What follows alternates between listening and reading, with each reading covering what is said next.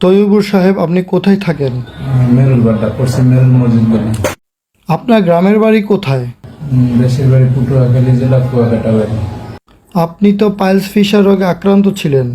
জি, দীর্ঘ প্রায় 10 বছর ধরে। আপনি কতদিন আগে আমাদের কাছ থেকে চিকিৎসা করিয়েছিলেন? 1.5 বছর আগে আপনার এখানে ট্রিটমেন্ট নিয়েছি। 1.5 বছর আগে। আপনি এর আগে কোথাও চিকিৎসা করিয়েছিলেন?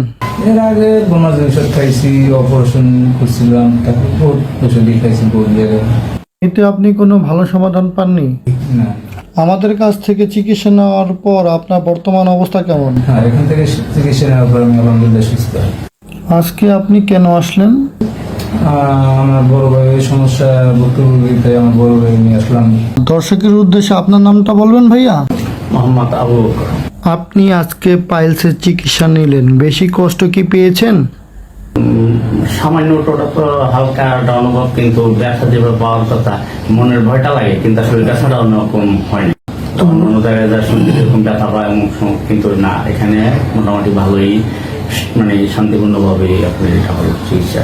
আমরা অনেক সময় অনেক বিভিন্ন জায়গায় হয়তো সঠিক এটা পাই না, চিকিৎসাটা পাই না, আমরা ভুক্তভোগী হিসাব করে যে জায়গায় খবর দেওয়ার জায়গায় যাই, তাহলে আমরা যে জায়গায় হয়তো বা উপকৃত পাবো, যে একজন থেকে জানবো, জানার পরে যে জায়গায় আমরা ফল ভালো পাই, আমরা আশা করি অন্য যারা আছেন, যারা এই রোগে ভোগে, হ্যাঁ, তারাও এই যাদের জানা আছে ওদের কাছে পরামর্শ নিয়ে আপনারা এই জায়গায় চিকিৎসা নেবেন।